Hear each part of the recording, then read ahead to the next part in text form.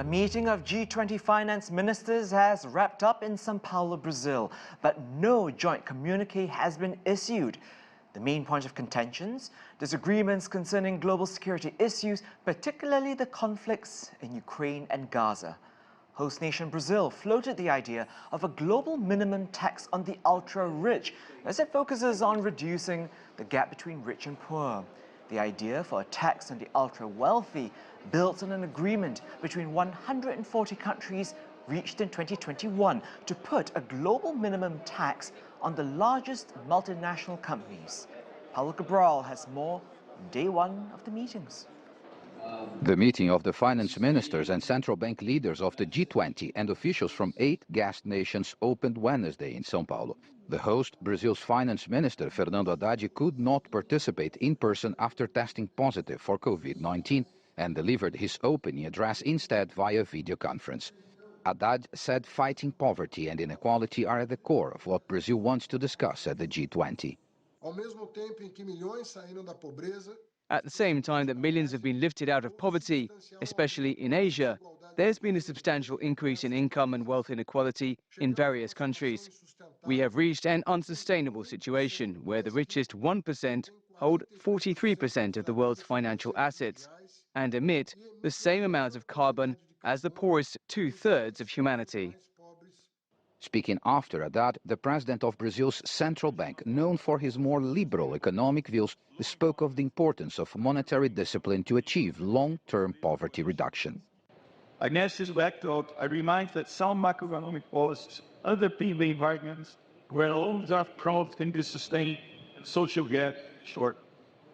The G20 has reiterated the need for well-calibrated monetary, fiscal, financial, and structural policies. China is represented at the meeting by its Vice Minister of Finance, Liang and the Deputy Governor of China's Central Bank, Lu Lei. Holding the presidency of the G20 this year, Brazil is tasked with defining the group's priorities for this cycle of discussions, which will end with a summit of heads of state in November in Rio de Janeiro. Wednesday, the officials here discussed Brazil's proposals, which, after approval, will be outlined in a communique at the close of meetings on Thursday.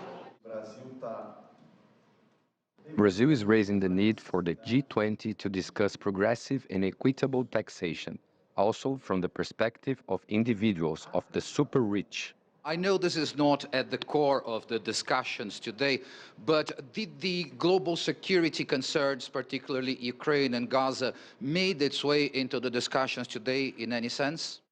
This topic did not come up clearly, but that does not prevent it from appearing in other discussions.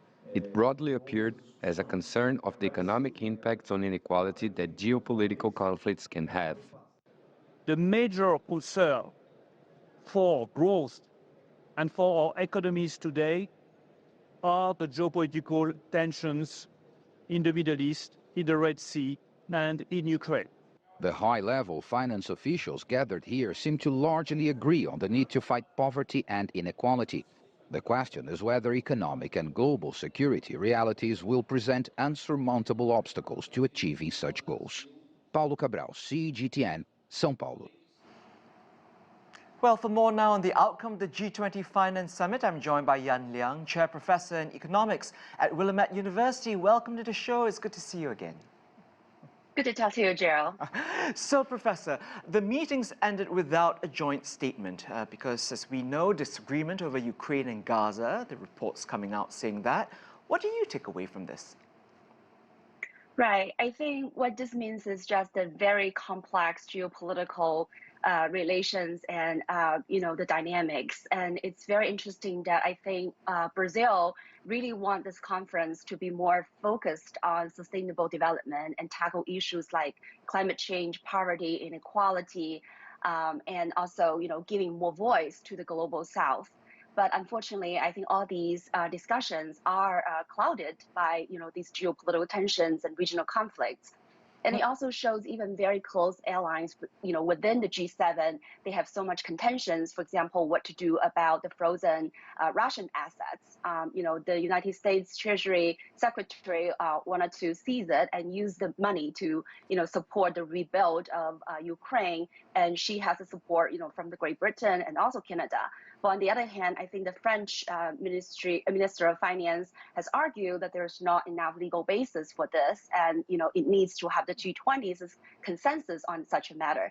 So I think it just shows a lot of division in terms of what to do, how to proceed in this very complex geopolitical global environment. You brought up so many points there, Professor, so we're going to borrow them one by one. As you mentioned, Brazil was really keen to say that despite the divisions in geopolitics, the G20 members speak the same economic language. But how can they navigate, financial cooperation with these regional conflicts dominating the global agenda right now? Right. I think that's a great question. I think, you can't have economic cooperation and growth and development without the kind of peace and security. But on the other hand, I think, without economic growth and stability and prosperity, it's going to instigate, even more conflicts and these tensions. So unfortunately, I think these two have to be tackled with at the same time. That said, I do think that a lot of the good proposals that are brought up in this conference, in this summit, questions about taxing the global rich, right? The 2,500 billionaires around the globe. If we're able to tax them, we'll be able to use the tax revenues to do some wonderful things to elevate poverty and help low-income countries to climb out of the crippling debt. I think all of these are wonderful proposals.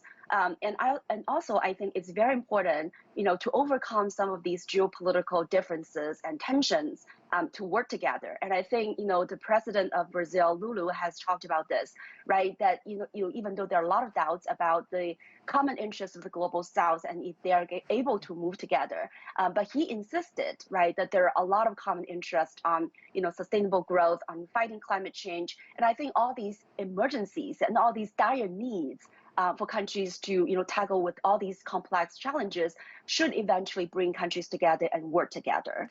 Let's talk more about this global minimum wealth tax that you brought out on the super rich. The world has nearly 3,000 billionaires. What are your thoughts on how long it might take for them to achieve this? Yeah, I think this is a great question. I think, definitely this is going to take a long process, and Brazil will start to draft a statement on the International Tax Corporation and share that with countries in July's summit.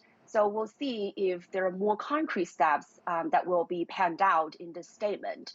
But definitely it is difficult. There are a lot of loopholes that I think, the global rich are going to try to take advantage of. And it also takes great efforts, for countries to coordinate together instead of, creating a lot of these kind of regulatory arbitrage that would allow, the super rich to really basically evade some of these regulations. But that said, I think, with the corporate tax, of 15% with a uniform sort of tax rates across countries, that can be achieved. So I think, that means we may just have to take one extra step to implement this kinds of minimum global wealth tax.